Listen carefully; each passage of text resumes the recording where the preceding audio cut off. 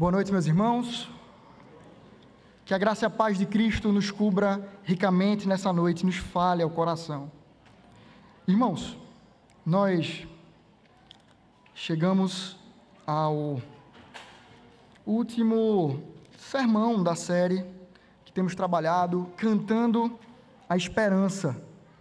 Passamos por uma galeria, convidei vocês, e vocês me acompanharam nessa galeria ao longo do ano, onde vimos a esperança ser cantada ao longo de toda a história da Escritura Sagrada, toda a revelação, vindo do Antigo Testamento até o Novo, vindo do Pentateuco, ali, começando em Êxodo e chegando ao Apocalipse. Hoje, nosso cântico se encontra em Apocalipse 15, onde do versículo 1 ao 4, estaremos meditando na palavra do Senhor.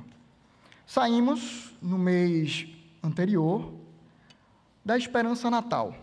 E é interessante que fechamos as pregações nessa temática antes de chegar no Natal. E agora, quando estamos no Natal, chegaremos a uma outra sala, um outro ambiente. Um ambiente que é um pouco futurista.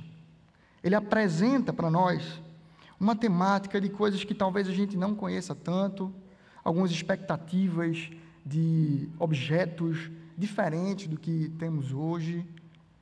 Chegamos a um ambiente e chamamos de esperança vindoura, que tem cheiro de futuro.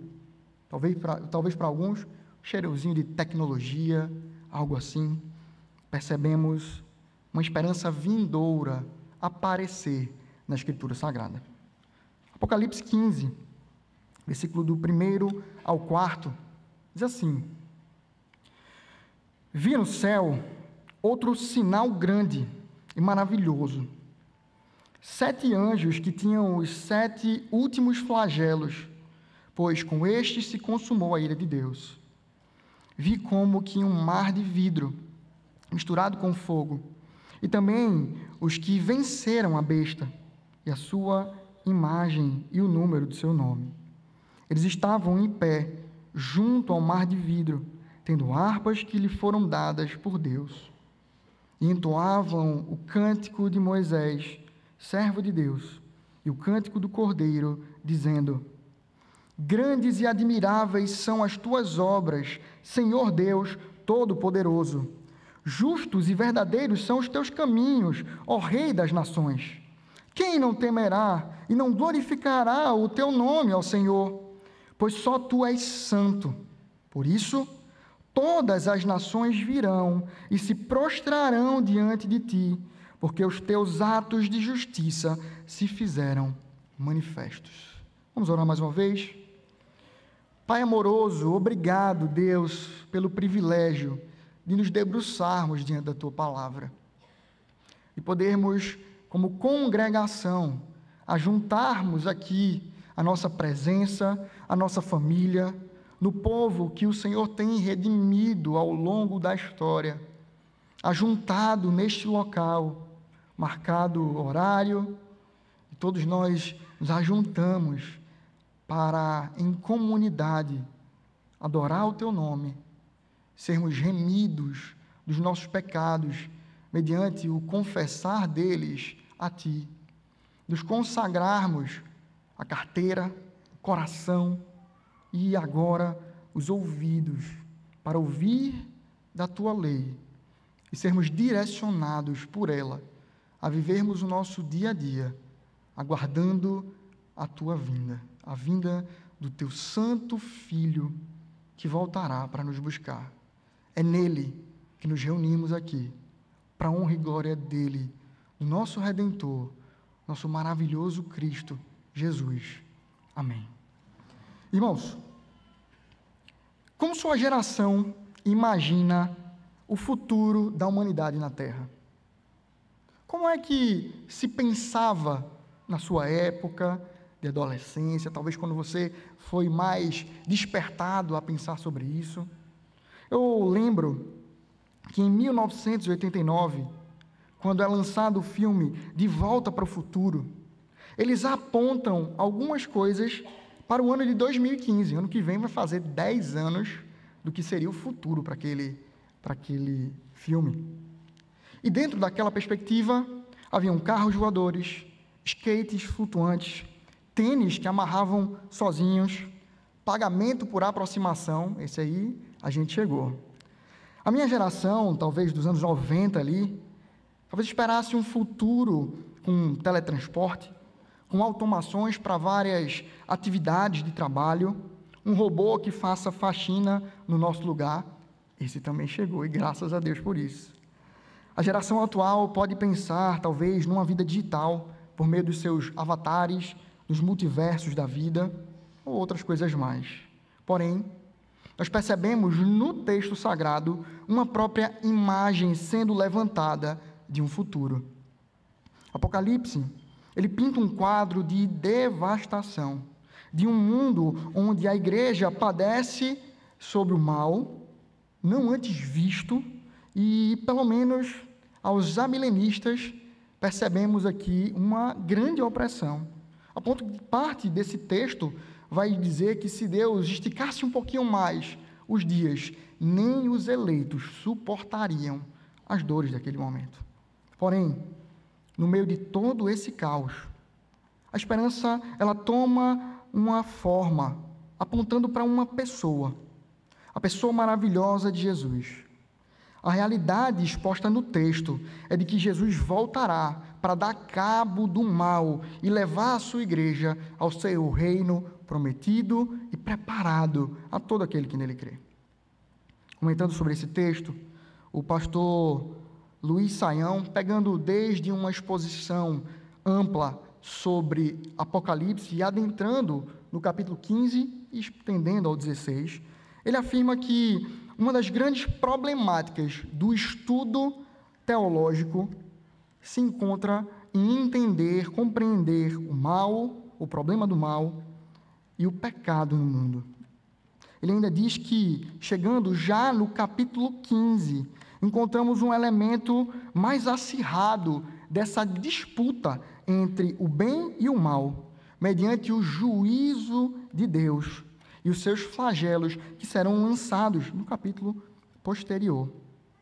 Isso pode parecer conduzir a nossa expectativa a medo, a termos o pavor daquilo que viria, porém, o pastor Luiz, ele afirma que, no sentido oposto a isso, o texto nos leva à esperança. E eu vibrei muito quando vi esse comentário. Casa exatamente com a proposta que temos trabalhado aqui, de trabalharmos esperança no texto sagrado. Essa esperança, ela descansa no anúncio daqueles anjos que abrem as suas vozes e afirmam o que vem diante dos seus olhos. Eles veem que Cristo voltará. Diante disso, eu gostaria de meditar com a igreja essa noite sobre o seguinte tema: esperança na volta de Cristo. Esperança na volta de Cristo.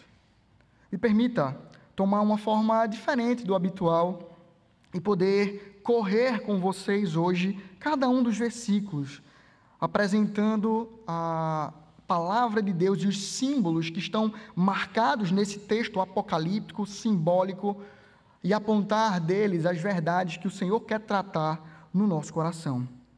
Nós percebemos aqui o fechamento de mais um ciclo, dos 7 ciclos que Apocalipse mostra o fim de todas as coisas. Percebemos aqui, mais uma vez, João olhar para o céu e poder contemplar coisas que talvez ele não conhecia e por isso trazia palavras que eram mais próximas à sua contemporaneidade, expressões, imagens. Mas muitas dessas imagens, elas são carregadas não simplesmente de uma visão de algo futuro, o qual ele traz para si algo próximo a ele, mas é carregada de coisas do passado, é banhada, permeada da lei do Senhor, dos símbolos do Antigo Testamento, que se encontram aqui com essa poesia, com esse texto, essa literatura apocalíptica, e nos mostra um sentido pelo qual o Senhor tem nos encaminhado. Nós percebemos aqui, então, nesse quarto ciclo se abrindo, ele marcar esse ciclo com uma expressão: vi no céu outro sinal grande e maravilhoso. Percebemos aqui essa marcação do apóstolo, dando a abertura desse ciclo, mostrando mais uma vez o que ele vê dos céus, o que ele vê permeado ali pelo que Cristo está revelando diante dos seus olhos na ilha de Patmos, enquanto ele aguarda a vinda do seu Senhor. Vinda essa prometida a ele, da qual ele aguarda confiantemente e recebe aqui como que um alento no meio das suas cadeias, tal visão. E todo o momento percebemos que a visão que ele renova, que o Senhor renova no coração do seu servo, vem do alto e chega até ele. É o Senhor quem revela dos céus a sua palavra. É o Senhor que revela dos céus os seus grandes sinais de apontamento do seu poder, da sua glória e do cumprimento daquilo que ele havia prometido aos seus pais, a Israel, desde o princípio da sua relação. Quando percebemos e puxamos, desde Adão e Eva, a promessa de que, por meio de um filho daquela mulher, viria o Messias.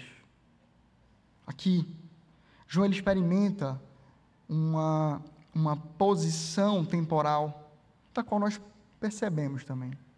Ele pode ser testemunha ocular de Cristo, mas em um dado momento, Cristo morreu, ressuscitou, passou um período com ele, com seus amigos, e foi assunto aos céus. Está à direita do Pai, preparando o lugar para a sua igreja. E nesse sentido, nós compartilhamos da mesma perspectiva.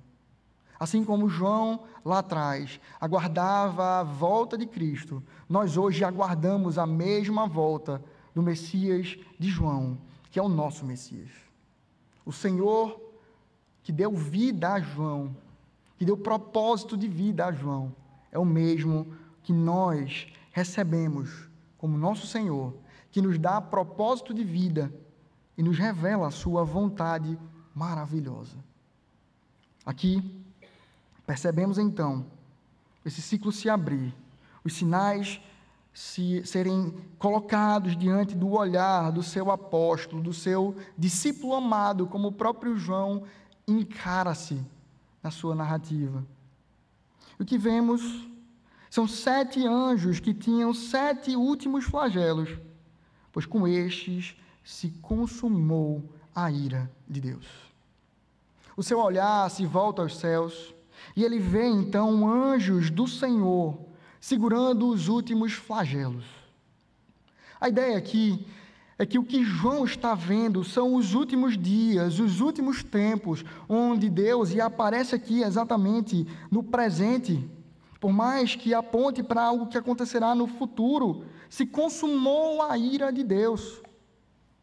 Esses 7 anjos que apontam para a perfeição da obra de Cristo Jesus, do Senhor, do seu domínio sobre todas as coisas, eles apontam a vinda do Messias, mas também já nos mostram aqui os flagelos, uma condenação eterna que virá, que é prometida também, acessória ou conjuntamente à promessa de salvação.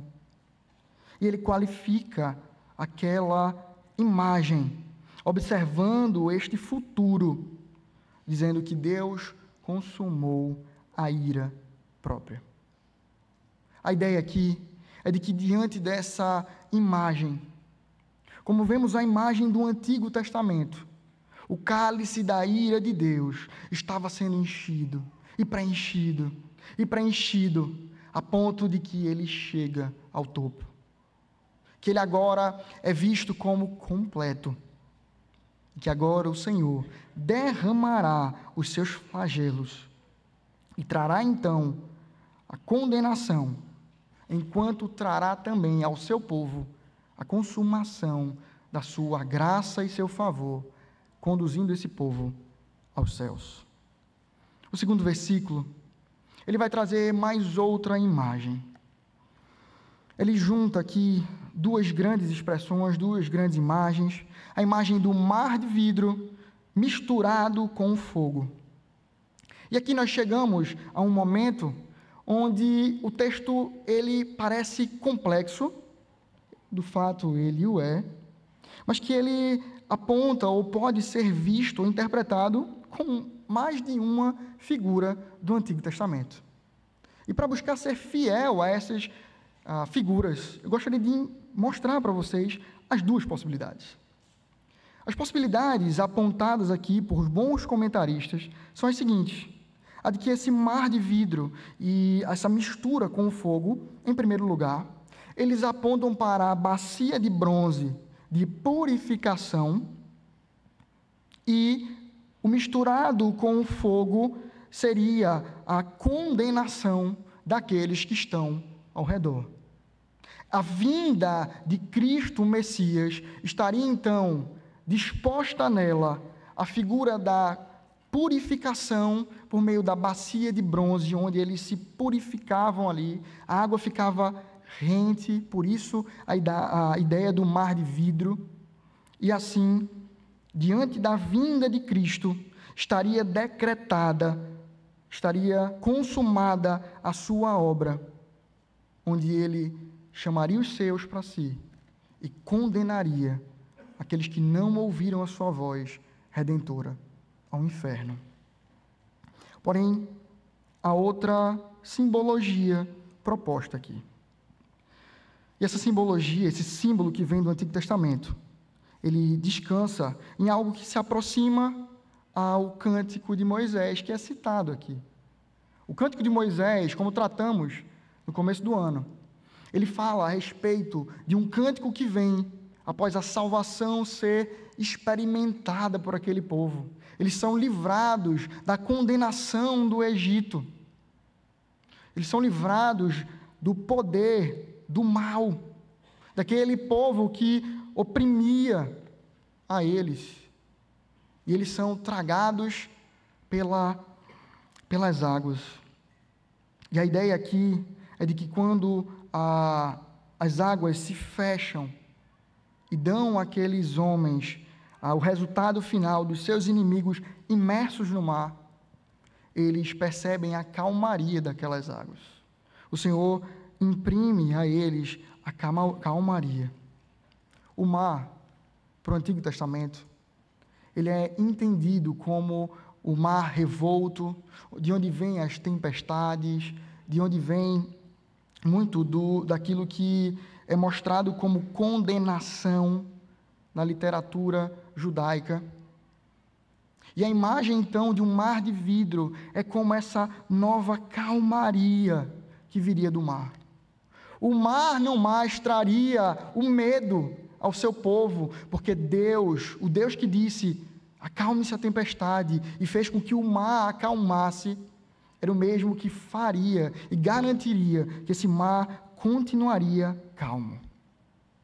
Minha esposa, ela trabalha em Olinda, e vez ou outra, quando eu preciso do carro, eu vou deixá-la, e enquanto eu estou indo para lá, a gente vai pela beira-mar, e eu comparo, eu acredito, eu penso muito, que a imagem que eu vejo ali é muito parecida com essa imagem do mar de vidro. É um mar que muitas vezes não tem onda, que o fogo do sol descansa sobre as suas águas, traz beleza àquela imagem. Mas às vezes também, quando nós vamos e a maré está cheia, vemos as águas baterem forte contra os diques, contra a margem ali, e nos causa pavor. A ideia é de que o mar estará calmo, que não mais o poder da natureza poderá tragar a vida humana, porque Cristo, na sua vinda, ele faria acalmar o mar, fazendo como um mar de vidro. Então, para os surfistas, amigos, fiquem tranquilos, é possível que tenha onda ainda. A ideia aqui é muito mais ligada a de que esse mar não tragará mais a vida. Ele não simbolizará mais condenação, temor, porque Cristo fará com que ele esteja calmo.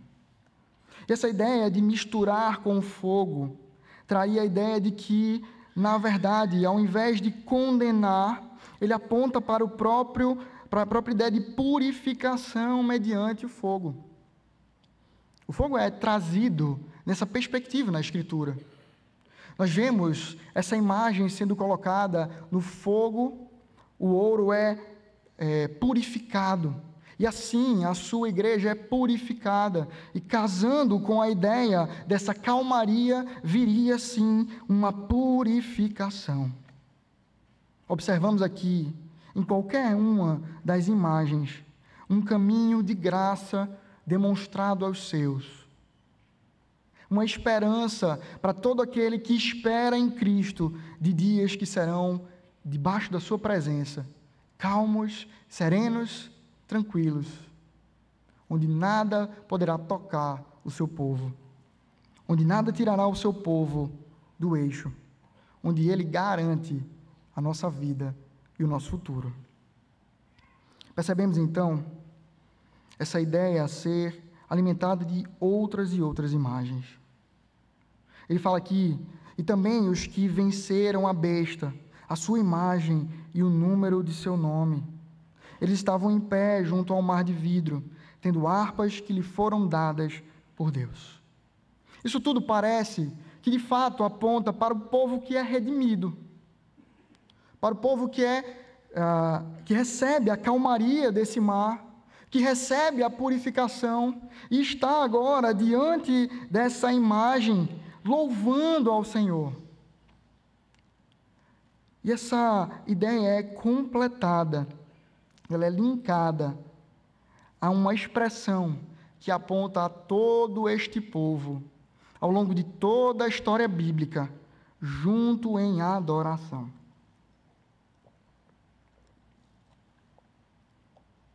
Não é sem motivo que João percebe a narrativa da história apontar para o cântico de Moisés, o primeiro cântico da Escritura, o cântico de salvação, e dizer que esse cântico é cantado juntamente com o cântico do Cordeiro, que aí nós perceberemos em Apocalipse 5, de 8 a 14, falando sobre esse cântico do Cordeiro. Parece que no louvor celeste é levantado os hinos dessa igreja, o primeiro e um daqueles que se encontra nos últimos dos seus cânticos. E diante de toda a maravilha da redenção exposta na Escritura, o resultado é então louvar ao Senhor. Observando toda a história, tudo o que Deus fez, redunda em todo o seu povo, ajuntado pelo próprio Senhor, sendo o corpo de uma só cabeça, louvar e glorificar ao Senhor, desde o antigo ao mais próximo tempo, que é percebido ali. Nós falamos, quando pregamos no Cântico de Moisés, de que o cântico, ele recebe algumas orientações. Ele orienta que esse cântico fala do livramento da opressão, quando o Egito não mais vai opor-se ao povo de Deus, dominá-lo, escravizá-lo. E como bem vimos aqui pelo pastor Augusto, enquanto esteve conosco pregando em Êxodo, pesar ainda mais a mão, e isso não mais acontecerá. Vimos também que em Cristo, pelo nome da sua graça, Ele nos adota à família de Deus, Ele nos coloca dentro do seu povo, nos enxertando no meio da sua família. E por fim, Ele opera a salvação. Esse é o teor do cântico que é elencado aqui para o louvor da glória de Deus na vinda de Cristo. O cântico do Cordeiro fala exatamente sobre a vinda de Cristo, aquele que morreu em nosso lugar. Digno é o Cordeiro que foi morto de receber domínio, riquezas, para a eternidade. É assim que é composto o cenário da adoração, do qual mais um cântico agora é composto e é entregue ao seu povo. Uma perspectiva muito marcada que percebemos diante desses cânticos é de que Cristo veio e Ele voltará. O Senhor da salvação, que operou salvação no Antigo e no Novo Testamento, operará a salvação de uma vez por todas, de forma cabal. Isso está próximo. Quando Pedro, ele fala a uma igreja perseguida, no capítulo 4 da sua primeira carta, versículo 7, ele convida essa igreja a orar com critério. E esse texto pode nos trazer alguma dúvida, porque Deus se coloca como um Deus Pai, que recebe e aceita todo tipo de oração que colocamos diante dele. Ele se interessa em saber, a ponto que nos salmos percebemos os salmistas rasgarem os seus corações, dizerem o que está tocando os seus corações, onde há dor, onde há temor, onde há confissão de pecados, e onde há a expressão de como o pecado maltrata a vida do homem, a ponto de Davi dizer que os meus ossos padeciam por conta dos meus pecados. E aí Pedro vem e diz: vocês devem orar com critério.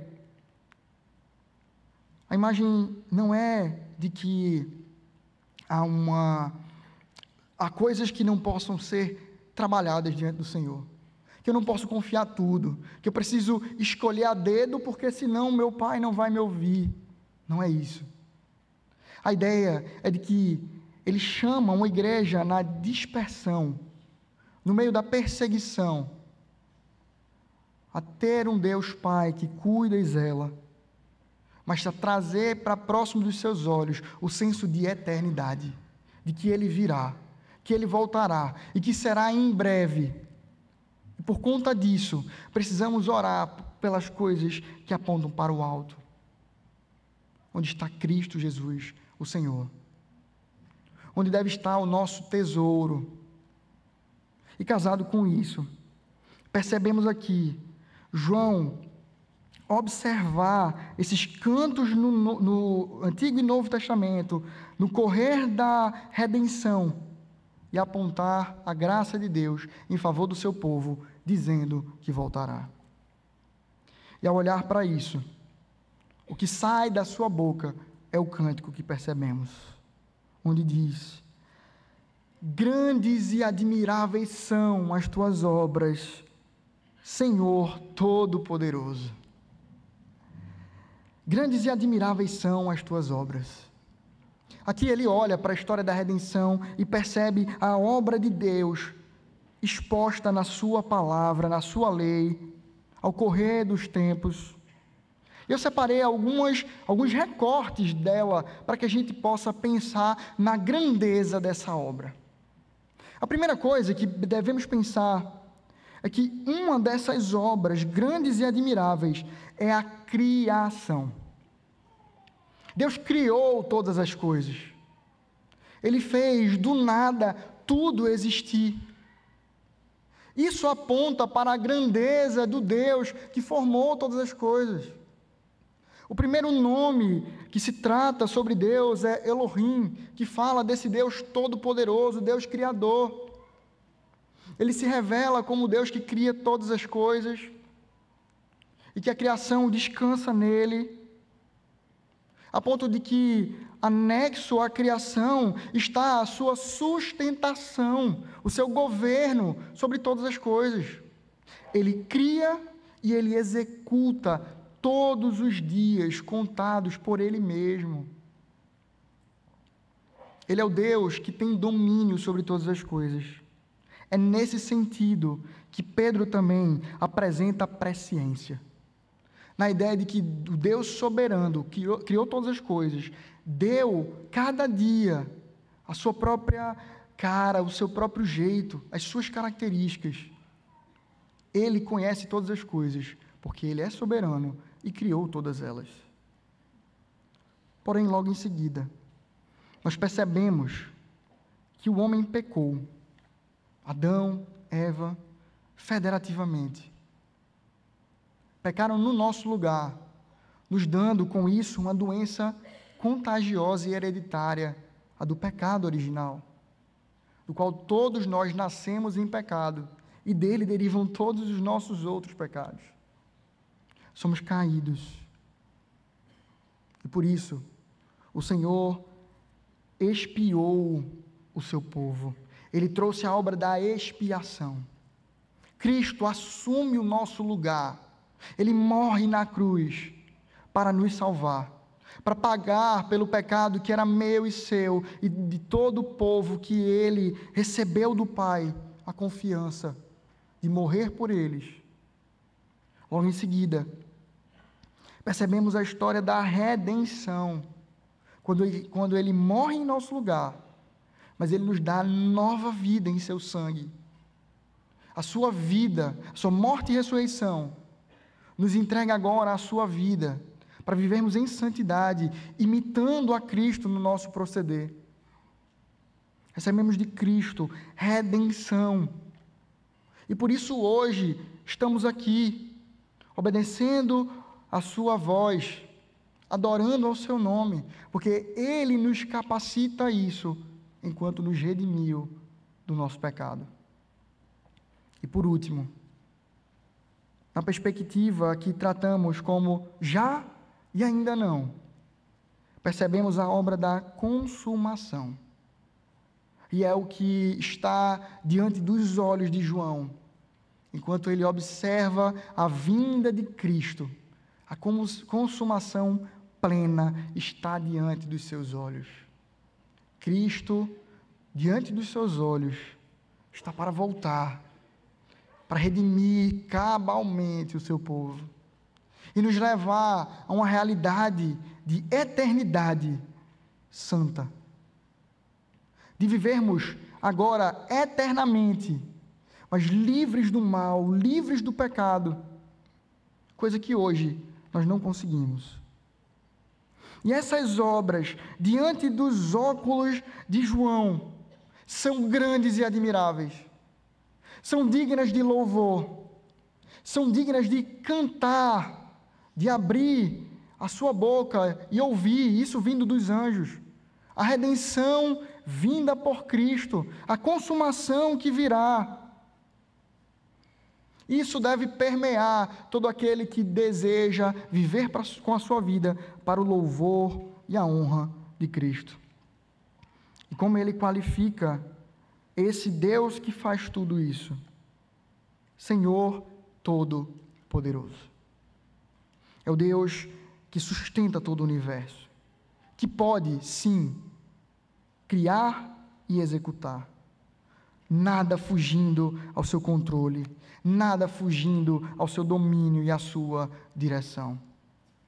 É esse Deus que prepara para nós lugar no tempo vindouro e que nos chama à adoração, colocando os nossos olhos nessa perspectiva.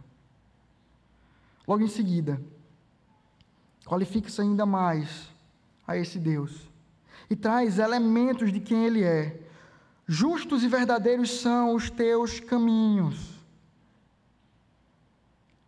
O Deus que encaminha os caminhos, mostra a sua justiça, enquanto Ele mostra a sua providência. E o 5º capítulo da Confissão de Fé de Westminster nos mostra exatamente o Senhor guiando os seus caminhos. A doutrina da providência nada mais é, meus irmãos, do que como o Senhor resolve executar os seus santos e eternos decretos. E percebemos aqui, diante dos olhos de João, e diante do louvor dos anjos, a percepção de que todo encaminhamento do Senhor é bom, é santo, é verdadeiro. E a imagem da verdade na Escritura, ela descansa não num termo simplesmente, mas tanto na sua palavra, onde diz, santifica-os na verdade, a tua palavra é a verdade, mas no contexto de João, a verdade ela é intimamente ligada à pessoa de Cristo. Ele é o caminho, a verdade e a vida. Cristo, ao longo de todos os séculos, executa o caminho da providência, nos dando da sua graça, remindo o seu povo e direcionando esse povo a viver para Ele. E diante de todo esse cenário, de todas essas lembranças, como que um álbum onde a gente pode acessar, ver, e parece que vamos até aquele momento, aquele lugar. João, ele vai percebendo cada lance, cada detalhe, e ele vai admirando aquilo que é visto. Os anjos cantam e continuam a cantar. E eles falam sobre o Rei das Nações. Eles falam que aquele que executa os seus decretos por meio do caminho da providência é o Rei de todas as nações. Mais cedo nós vimos que Amós aponta para essa redenção, onde ele anexa junto ao povo de Deus, Israel, aos gentios. Isso está prometido desde antes. Nós percebemos isso quando Deus promete a Abraão, onde ele é chamado para ser bênção a todas as famílias da terra. Isso é percebido enquanto Israel é posto pelo Senhor como reino de sacerdotes. Quando eu estive diante do conselho para ser recebido ainda como aspirante, um presbítero me perguntou o seguinte: Pedro, qual a diferença entre o sacerdote e o profeta? E aí eu, tremendo na base, não lembrava não. E o presbítero, com toda a calma e paciência, chegou para mim e disse: Pedro, seguinte, o profeta é aquele que fala da parte de Deus para o povo. O sacerdote é aquele que aproxima o povo de Deus a Deus. Ele traz as orações do povo, ele traz os animais para a purificação desse povo, ele oferta ao Senhor, ele intercede pelo povo. E nós vemos aqui esse povo ser chamado a ser luz para o mundo, reino de sacerdotes, onde a missão desse povo era aproximar as nações do Senhor. E isso não é diferente no Novo Testamento, e não é diferente para nós agora. Nós somos chamados a aproximar esse mundo de Deus, desse Deus misericordioso, do Deus de toda graça e favor, do Deus de toda beleza e justiça, esse Rei das Nações, que se mostra Pai também para os gentios, a ponto que nós percebemos em João 4, quando olhamos ali a mulher samaritana pregando aos samaritanos, e eles respondendo adequadamente a Cristo como seu Senhor, percebem essa perspectiva quando afirmam: este é verdadeiramente Salvador do mundo, não somente aos judeus, mas ao mundo.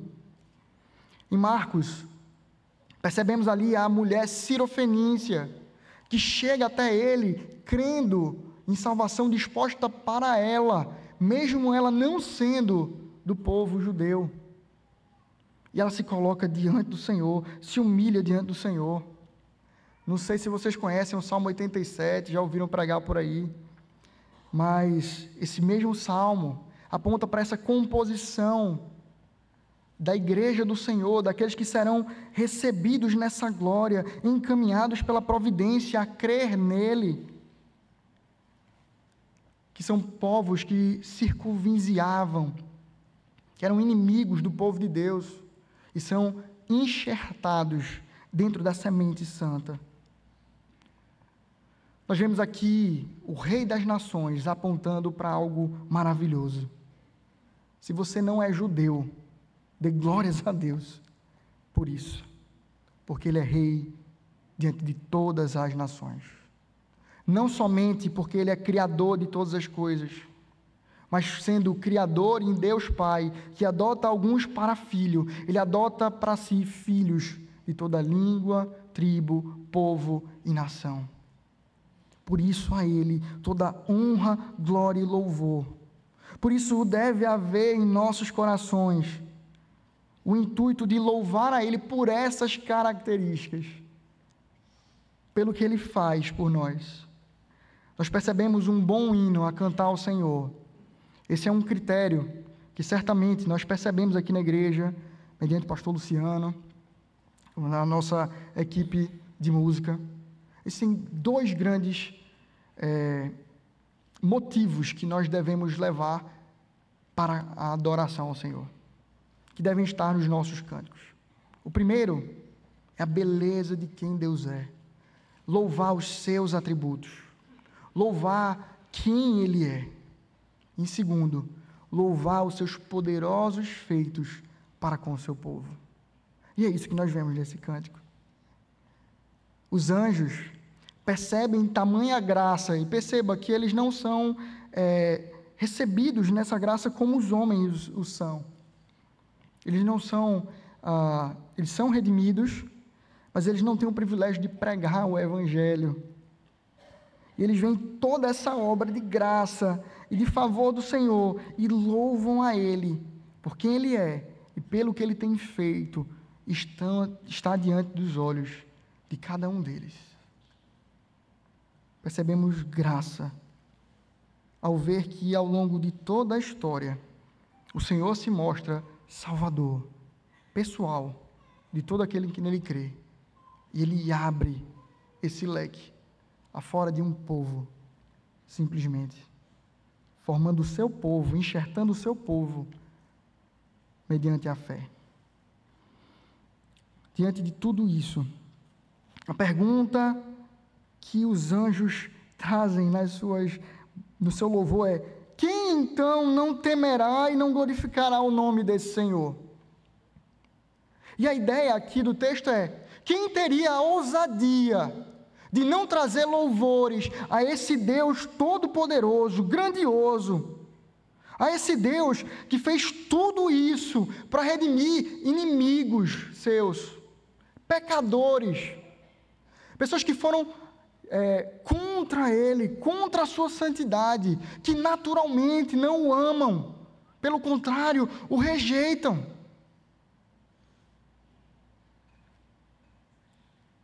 É de mostrar perplexidade daqueles anjos. É como se percebêssemos aqui uma grande obra, algo grandioso feito para alguém, e essa pessoa recusar. Como? Essa é a ideia. Como recusar? Como não adorar esse Deus pelos seus feitos poderosos? Como desprezar isso? Tamanho tesouro. Essa é a indignação. E essa é a expressão que vem desses anjos. Quem é que não vai temer diante disso, nem glorificar ao nome desse Deus poderoso? Pois só Tu és santo. Só Tu és santidade. Só Tu és puro. E por essa pureza operaste graça e favor, operaste amor e operaste justiça pela Tua santidade. E aí ele então encerra o texto nos dizendo: por isso, todas as nações virão e se prostrarão diante de Ti, porque os Teus atos de justiça se fizeram manifestos. Meus irmãos, aqui o texto nos direciona a estarmos próximos aos flagelos de destruição, da ira do Senhor que se consumiu, que chegou ao ápice, que será derramada. E diante disso, o louvor dos anjos se encontra nessa direção. Todas as nações virão e se prostrarão diante de ti. Infelizmente, digo a vocês que essa não é uma imagem como que talvez os universalistas pensariam. Que vai estar todo mundo lá, o mais miserável do pecador, ainda não redimido, vai vir porque Deus vai ser bonzinho para com todo mundo, eles estarão ali de bom grado, vendo quem é o Senhor e se dobrando. Mas a ideia daqui, ela tanto perpassa, e alguns estudiosos vão dizer, que ele está falando sobre parte das nações, como eu disse, pessoas de toda tribo, povo e nação estarão diante de lá, quando ele diz todas as nações, mas há uma ideia mais aproximada dos flagelos que virão. Dessa ideia de redenção, mas também de condenação. E a ideia é de que todos que estarão ali, mesmo os que não se dobraram de forma redimida diante do Senhor, terão seus joelhos quebrados para se dobrarem diante do Deus de todas as coisas. Porque Ele não deixa de ser Deus daqueles que o rejeitam, mas Ele não é Pai daqueles que o rejeitam. Ele será juiz daqueles que o rejeitam. E diante, sim, da sua justiça, do seu juízo, é que todos se dobrarão. E essa imagem é completa, quando ele diz, porque os teus atos de justiça, tanto da justiça de Cristo imputada aos seus, mas também da sua justiça de pleno direito que ele tem, de se levantar como justo juiz e condenar o pecador pelo seu pecado. Essa é a imagem que percebemos aqui. E isso se faz manifesto. A justiça de Deus é manifesta, tanto em sermos atribuídos à cruz de Cristo e Ele nos salvar por meio da sua redenção, como também quando Cristo condena o pecador. O que nós vemos diante desse cenário é que todos se dobrarão diante do Senhor, de fato. Alguns para juízo, outros para salvação. Meus irmãos, diante disso que foi evidenciado na Escritura, lembremos qual é a nossa esperança. Pregando no Salmo 24, elencamos a esperança de um rei que viria. Cristo Jesus, que morreu, ressuscitou e voltará. Ele veio como um cordeiro, mudo, diante dos seus tosqueadores, assim como Isaías havia prometido. Mas ele voltará como um leão para julgar a todas as tribos, povos e nações. Ele veio como um servo, como a Escritura nos mostra, ele lavando os pés dos seus discípulos. Mas ele voltará como um rei, assim como o texto nos apresenta, o Rei das Nações. De que lado você estará? Como o seu joelho será dobrado? Seguido de um coração que é redimido, habilitado a viver em Cristo, e então se dobrando voluntariamente, como alguém que é entregue a esse Senhor? Ou será de que o Senhor virá, quebrará o teu joelho e te fará prostrado diante dele, como alguém que é derrotado em guerra, pelo qual o seu juízo passará. E, meus irmãos, não se enganem, será eterno. O seu juízo, tanto quanto a sua graça, serão eternos. Se nós estamos no mês onde comemoramos o nascimento de Cristo, esse nascimento aponta para a plenitude dos tempos, onde Ele veio, operou a salvação, mas aponta para que Ele voltará. No domingo passado, experimentamos aqui, e hoje alguns dos nossos pastores estão ausentes, porque estão ministrando a ceia do Senhor nas nossas congregações. E a amostra disso, o memorial da ceia, aponta exatamente para essa perspectiva. Mostrar o que Cristo fez, o memorial do que Ele fez na cruz, e o memorial que Ele voltará para ceiar conosco novamente. O convite da Escritura é para que a gente abandone uma vida vivida para nós mesmos. Que o nosso futuro não seja determinado, meus irmãos, pelo Enem, pelo SSA, pelo concurso público, pelas minhas contas, por Bolsonaro, Lula, quem vier, Milei, Trump, pelas economias que fazemos. Que o nosso futuro seja cravado em Cristo Jesus. E diante disso, possamos fazer algo que cantamos muitas vezes, antegozar os céus. E permitam-me fazer a última ilustração. Recentemente eu estive em Maceió, fui pregar na igreja de alguns amigos, e no sábado a gente foi para um condomínio, curtir lá a piscina de lá, enfim, ter um momento de confraternização. E o interessante desse condomínio é o seguinte: o pai de um dos meus amigos, ele comprou um terreno, ainda vai morar lá, acho que nem começou a construir ainda a casa, mas, principalmente a irmã desse meu amigo e ele, algumas vezes, tem ido várias vezes para o condomínio a fim de curtir o que já tem lá.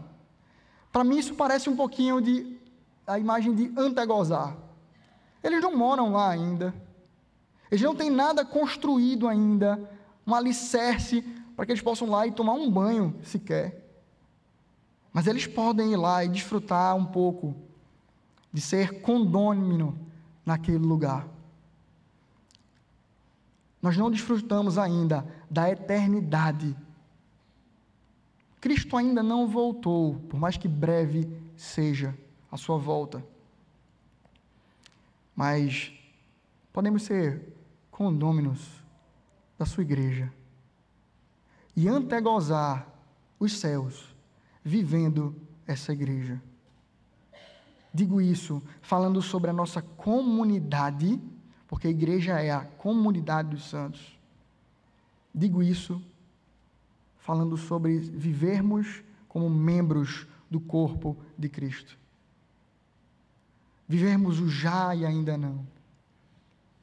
Vivermos com critério, como Pedro fala em seu texto, porque o dia está próximo. Porque temos uma dupla cidadania, da qual importa mais a vindoura do que esta, a ponto de que se passa uma faca nos nossos pescoços e é ceifada a nossa vida. Como Paulo olha essa figura, ele diz: viver é Cristo, morrer é lucro, estar com Ele é muito melhor. Que vivamos com a expectativa da vinda de Cristo, que Ele alimente o nosso coração e que a partir disso vivamos dia após dia, obedecendo a sua palavra, caminhando como Cristo caminhou e aguardando o dia da redenção. Ele poderá vir particularmente quando Cristo voltar na nossa vida, nos levar. Mas falei recentemente a alguns irmãos, eu queria estar no dia que Ele rasgar os céus e voltar para buscar a sua igreja, de uma vez por todas. Será grandioso, será maravilhoso. E como a Escritura Sagrada nos diz, está próximo. Vivamos a proximidade do dia do Senhor.